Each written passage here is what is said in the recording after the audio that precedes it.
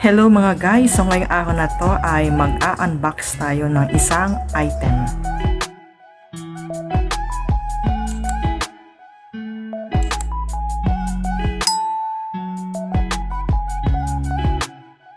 Finally, may plancha na tayo. So ayan, bili natin sa malapit dito sa amin to. Itong nabili kong iron. So nabili ko siya sa halagang 549 pesos. Ito yung resibo niya. Ayan. So, ayan. Bakit nga ba ito ang binili ko? Kasi kailangan ko to dahil may mga may mga damit, may mga panyo na kung saan ay syempre iba na yung kapag halimbawa ay pag lumalabas tayo ay nasa ayos yung ating damit, nasa ayos yung ating panyo, di ba? Yung talagang nakapress ng husto para maganda nakikita at comfortable ka. At bakit nga ba itong brand na ito? By the way guys, this is not again sponsored. So, sinishare ko lang sa inyo yung aking kumbaga review siya. Bakit ito nabili ko? Itong brand na to, Standard. So, yan. Bakit nga ba Standard ang aking binili? Kasi si Standard ay nakalakihan na natin. Since nung bata ako, ang mga binibili namin, ang binibili ng mga parents ko na brand noon, kasi diba may mga electric fan na Standard at kung ano-ano pa. So kasama din itong iron, that's may rice cooker.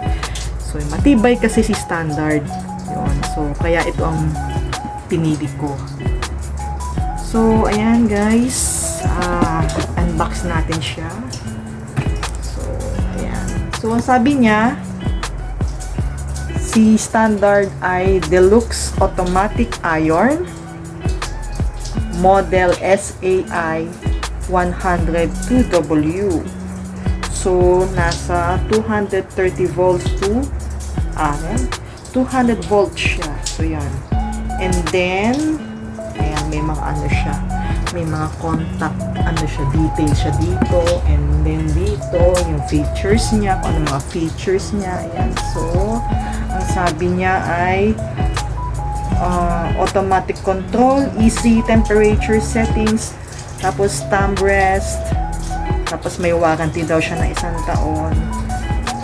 Yan, dependable long service. So yan, so matibay daw siya. So yan yung itsura.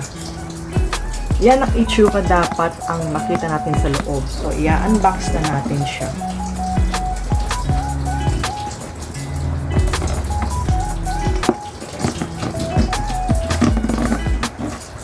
So yan guys, let's unbox the iron. So ayan guys, ang nasa loob. Yan. Tada! So white ang kanyang color. So ayan, meron siyang cord. At yan yung iron niya. Tapos yung ilalim niya, siya, metal. Much prefer ko kapag metal yung ilalim kesa yun. Kasi yung dating namin ay parang siya, parang hindi ko alam kung aluminum, kung ano man yun. Ito, metal siya, mas maganda. At mabigat siya guys. So, mas maganda to, mas matibay. So, yan, meron siyang ganito, and meron din siyang warranty card. So yan. So yan guys. So yan yung aking nabiling iron. At saka kaya tayo napabili ng plancha nga pala. Kasi hinahanap ko yung plancha namin. Hindi ko na makita kung saan siya naroon. Hindi ko alam kung napahiram ko yung plancha sa kapatid ko. Anyways, so yan, bumili lang tayo ng brand new. Total hindi naman kamahalan yung mga plancha. Kapag nabili ka ng ganyan, di siya mahal.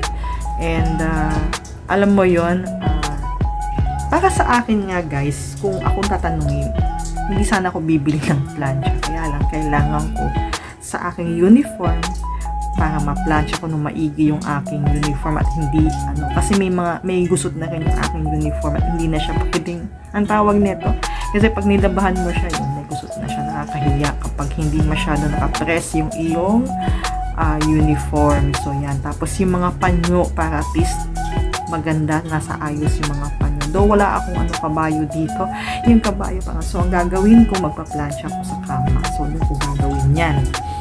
So yun nga, naghahanap tayo ng hinahanap ko yung dati namin plancha, hindi ko na nga makita kaya napabili tayo ng plancha.